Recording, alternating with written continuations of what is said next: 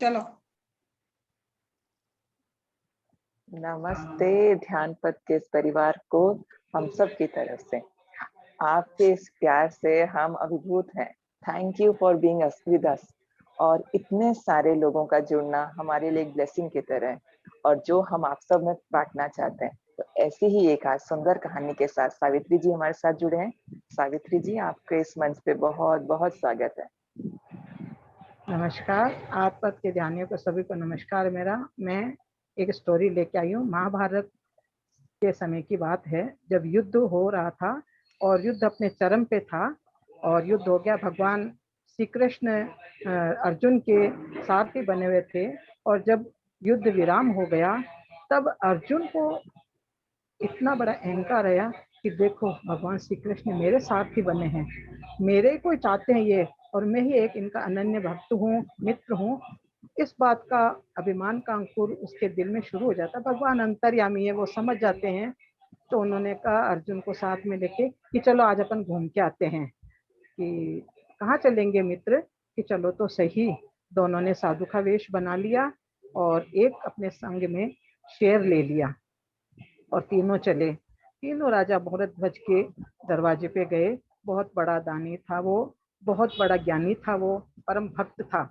तीनों गए वहां पे, डोडी पे जो दरबान खड़ा था वहां जाके उन्होंने अलग जगाई और उन्होंने कहा कि राजा को जाके बोलो 2 संत द्वार पे आए हैं। डोडीवान अंदर गया और राजा जी से फरमान किया। तो राजा जी ने कहा, वो दौड़ते हुए आए कि संत आए मेरे दरवाजे पे। और वो दौड़ के आए और उनको देख के उनके चरणों में गिर गए। चरणों में गिर के क्षमा याचना की कि भगवान आपको क्या आज्ञा लेने की आवश्यकता है, आप पधारिए अंदर। कि राजा पहले हमारी बात सुन लो। तो राजा नतमस्तक होके खड़े हो गए। उन्होंने बोला, फरमाइए। कि देखो, बात ये है कि जो हमारे संग में सिंह है, ये 3 दिन से भूखा है, इसने कुछ भी नहीं खाया, तो इसके पहले भोजन की व्यवस्था करें। क्या भी कर देता हूँ, मगर एक पूरी बात सुन लो आप। ये जो सिंह है ये नरभक्षी है, ये इंसान का मांस खाता है, ऐसा और जानवरों का वो कुछ नहीं खाता। भगवान वो हो जाएगी व्यवस्था। कि मगर इसमें एक शर्त और भी है। फिर राजा नीचे से झुका लेता है, बोलता है कि ये अब तुम्हारे अपने ही सुत का मांस खाएगा। राजा ऊपर से कांप गया, मगर फिर भी धैर्य नहीं खोया उसने, और हाथ जोड़ के उन्होंने कहा, आप अंदर पधारिए, मैं 1 मिनट अपनी रानी से सलाह मशवरा करके आ जाऊं, काम हो जाएगा। राजा गया, कांपता हुआ गया, बड़ा एकदम असहज स्थिति में हो गया। रानी ने राजा की ये बदहवास स्थिति देखी तो उन्होंने कहा कि क्या हुआ प्रभु, आप ऐसे कैसे घबरा गए? कि रानी, कुछ उपाय नहीं सूझ रहा है। उन्होंने कहा बैठिए। बैठे। क्या हुआ कि संत आए हैं 2 और एक नरभक्षी सिंह है, कहते हैं कि अपने ही सुख का वो मांस खाएगा, ऐसा उन्होंने मुझे फरमाया है। रानी ने 2 मिनट तक अपने आप को धैर्यवान किया और विचार किया कि यदि संत का यदि ये आदेश है तो फिर इसमें अपन को विलंब भी नहीं करना चाहिए। आप जाइए और उनसे कहिए कि भोजन तैयार हो जाएगा, आप बैठिए, स्वागत करिए उनका। राजा बहुत बड़ा हुआ, मगर फिर भी रानी की बात सुन के और उनको कुछ तसल्ली हुई। रानी स्नान किया, सज के बैठी, अपने पुत्र को सजाया और गोदी में लेके बैठे और राजा जी को आवाज दी, आइए।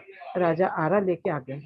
आरा लेके आके और दोनों पति और पत्नी ने पकड़ के अपने पुत्र के 2 हिस्से बराबर में कर दिए और संत जी को बोला कि संत जी, तो उन्होंने कहा कि ठीक है डाल दो। शेर को डाल दिया और शेर ने अपना भोजन ले लिया। आधा हिस्सा जमीन पे पड़ा हुआ था। अब कितना भी धैर्य करो, कितना भी समझदार करो, माँ की ममता फूटी पड़ती है। मगर संत ने पहले एक शर्त रखी थी कि यदि एक भी आंसू दुख का आ गया तो मेरा ये संकल्प भंग हो जाएगा। रानी को आंसू पड़ते देखे भगवान ने कहा कि राजा ये क्या? राजा ने रानी की तरफ देखा कि रानी क्या हुआ?